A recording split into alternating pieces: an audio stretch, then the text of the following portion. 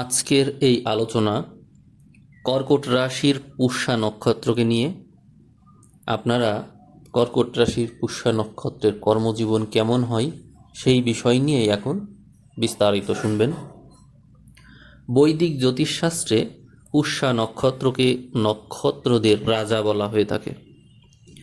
এই পুষ্যা নক্ষত্রের অধিপতি হল শনি এবং কর্কট রাশির অধিপতি চন্দ্র। শনি চন্দ্রের যৌথ প্রভাব মানুষকে কর্মজীবনে অত্যন্ত পরিশ্রমী, কর্তব্যপরায়ণ এবং সেবামূলক ও দূরদর্শী কাজে খুব বেশি সহযোগিতা করে।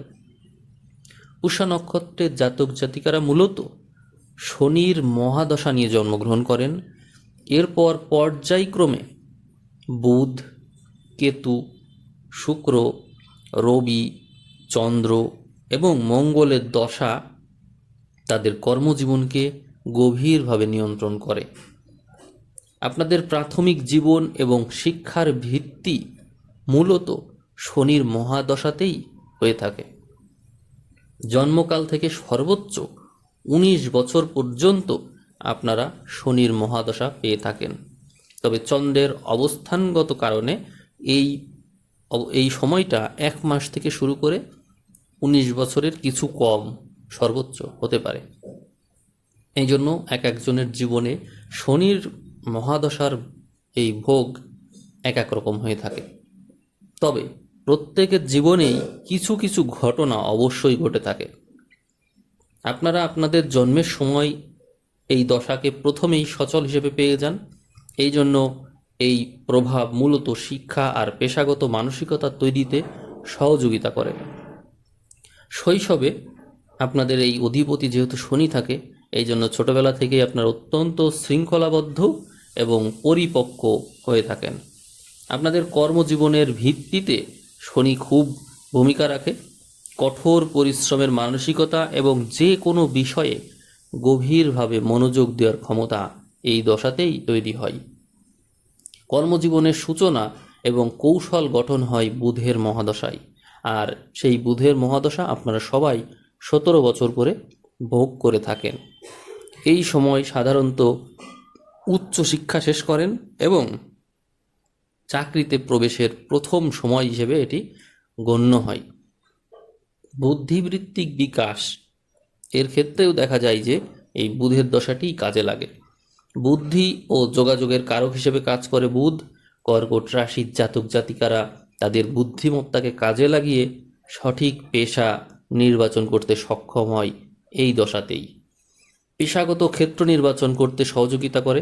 কিছু কিছু পেশা যেমন ব্যাংকিং, ফিনান্স, শিক্ষকতা, লেখালেখি, ওকালতি বা আইটি সেক্টরে এই সময়ে চমৎকার ক্যারিয়ার গঠনের সুযোগ থাকে আপনাদের এবং আপনারা এই সমস্ত কাজে খুব সফল হয়ে থাকেন। কেউ যদি ব্যবসা করতে চায় তাহলে এই দশার শেষ ভাগে অংশীদারিত্ব বা স্বাধীন ব্যবসার পরিকল্পনা করলে খুব শুভ হয়ে থাকে।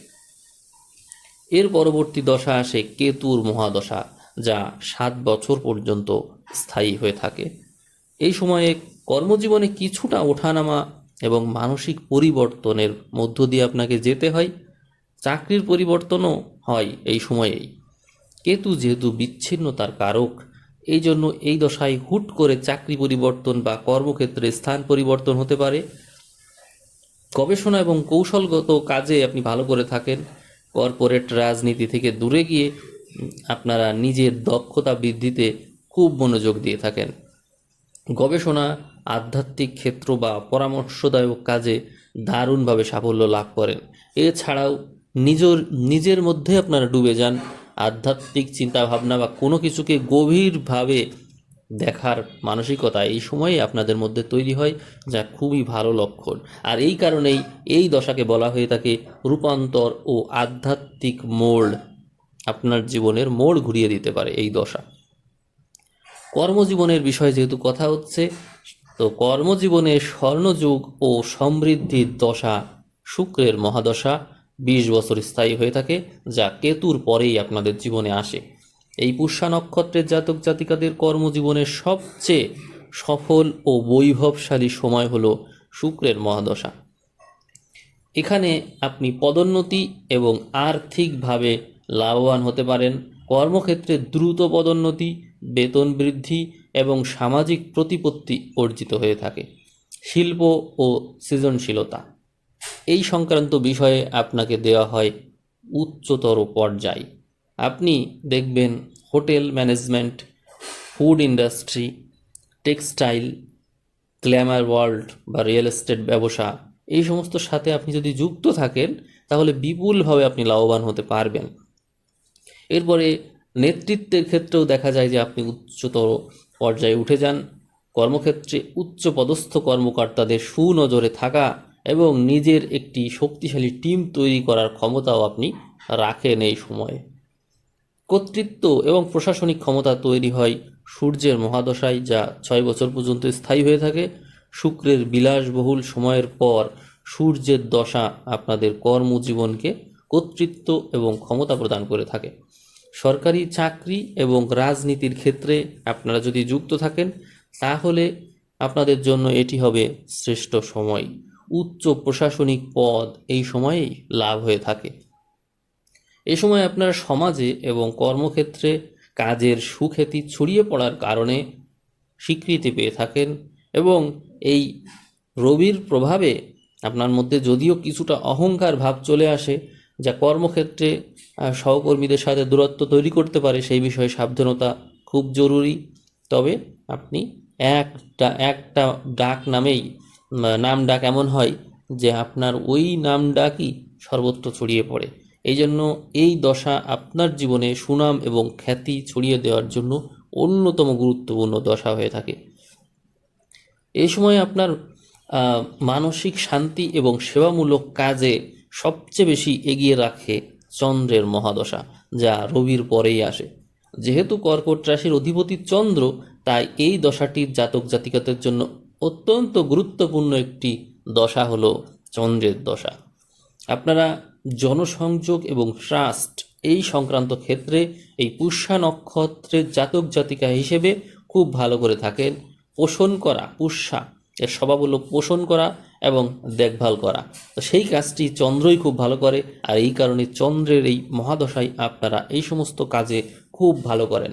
এই দশায় আপনারা মানব কল্যাণমূলক কাজ, চিকিৎসা ক্ষেত্র যেমন নার্সিং, ডাক্তারি, এনজিও বা মানব সম্পদ বিভাগে শীর্ষস্থান লাভ করে থাকেন আপনারা এই সময়ে। এই জন্য চন্দ্রের এই মহাদশা আপনাদের জীবনকে স্মরণীয় করে রাখে। তবে চন্দ্রের এক স্বভাব মানসিক অস্থিরতা। চন্দ্রের রাজত্বের কারণে মাঝে মাঝে কর্মক্ষেত্রে সিদ্ধান্তহীনতা বা আবেগ প্রবণতা অবশ্যই দেখা দেবে। এই কারণে সামগ্রিকভাবে এটি স্থিতিশীলতার সময় হিসেবে গণ্য হলেও নিজের মানসিক অস্থিরতাকে নিয়ন্ত্রণ করা জরুরি। এরপরে মঙ্গলের দশাকে পেয়ে যাচ্ছেন আপনার জীবনে। চন্দ্রের পরেই আসে মঙ্গলের দশা, যা 7 বছর স্থায়ী হয়ে থাকে। এই মঙ্গল কর্কট রাশির জন্য যোগ কারক গ্রহ, অর্থাৎ পঞ্চম ও দশমপতি। তাই এই দশাটি কর্মজীবনে অত্যন্ত শক্তিশালী ভূমিকা রাখে। এই দশায় আপনারা নতুন কোনো বড় ব্যবসা বা প্রজেক্ট শুরু করার সাহস পান। প্রকৌশল ও রিয়েল এস্টেট সংক্রান্ত বিষয় যেমন কনস্ট্রাকশন, ডিফেন্স, পুলিশ, ইঞ্জিনিয়ারিং বা ল্যান্ড ডেভেলপমেন্ট কাজে যুক্ত থাকলে খুব ভালো করেন। তাহলে আমরা কর্কট রাশির পুষ্যা নক্ষত্রের জাতক জাতিকাদের জন্য সেরা পেশা বা কর্মক্ষেত্র হিসাবে কি কি পেলাম তা আমরা আবারও একটু জেনে নিই। সেবামূলক কাজ হিসাবে আপনারা করতে পারেন চিকিৎসা, নার্সিং, ফার্মাসিউটিক্যাল এবং সমাজসেবা সংক্রান্ত কাজ। যদি আপনারা শিক্ষা বা পরামর্শের ক্ষেত্রে যেতে চান তাহলে শিক্ষকতা, আধ্যাত্মিক গুরু, কাউন্সেলিং এবং মানব সম্পদ ব্যবস্থাপনা সংক্রান্ত কাজে যুক্ত থাকলে ভালো করবেন। যদি খাদ্য ও বাসস্থান সংক্রান্ত বিষয় বেছে নেন তাহলে রেস্তোরাঁ ব্যবসা, ডেইরি ফার্ম, কৃষিকাজ, রিয়েল এস্টেট ও হোটেল ব্যবস্থাপনা আপনাদের জন্য ভালো হবে। প্রশাসনে থাকলে সরকারি উচ্চ পদস্থ চাকরি, বিচার বিভাগ ও আইন প্র্যাকটিস সংক্রান্ত বিষয়ে থাকলে আপনারা ভালো করবেন।